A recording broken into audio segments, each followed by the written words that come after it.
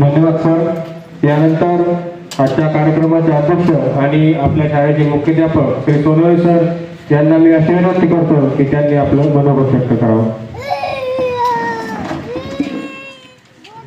वर्ष 2012-13 या शैक्षणिक वर्षामध्ये इयत्ता 10वी मध्ये उत्तीर्ण होऊन गेलेल्या विद्यार्थ्यांचा आपण स्नेह मेळावा या ठिकाणी आयोजित करण्यात आलेला होता।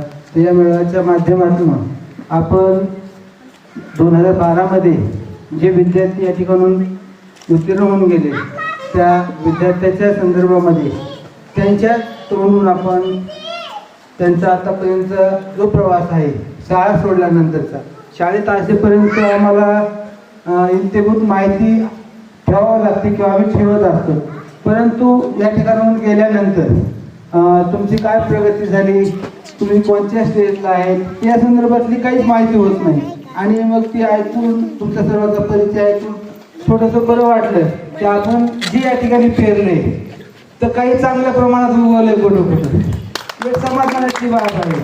आणि तुम्ही सांगितल्याशिवाय आम्हाला काही कळत नाही। आता तुम्ही ज्यावेळेस काही वेळेस विद्यार्थ्यांच्या संदर्भामध्ये असत नाही, तुम्ही हात करतात आम्ही हात करतो, म्हणजे बरेचसे असं घटना घडतात, पण तुम्ही आले गेल्याशिवाय किंवा तुम्ही आमच्याशी कनेक्ट राहिल्याशिवाय आम्हाला काही कळत नाही। आणि हे तुमचे अनुभव जे ऐकले तर थोडंसं मला बरं वाटलं। त्यामुळं मी अगदी थोडक्यामध्ये माझे विचार व्यक्त करण्याचा प्रयत्न करणार आहे। तुम्ही माझे विद्यार्थी बंधू व भगिनी, तुम्ही आज या ठिकाणी सगळेजण या गणेश विद्यालयामध्ये आलात।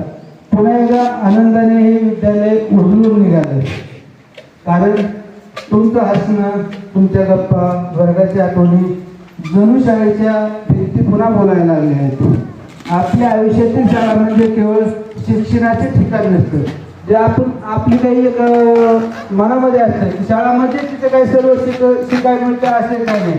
तर या ठिकाणी तुम्हाला लक्षात राहण्याचा मुद्दा येतो, आपल्या आयुष्यातील शाळा म्हणजे केवळ शिक्षणाचं ठिकाण नसतं, ती म्हणजे जीवनाची पायरी, जेथून ज्या ठिकाणाहून आपली वाटचाल सुरू होते। तर असं या ठिकाणी शिक्षणाचं प्रवास असतो।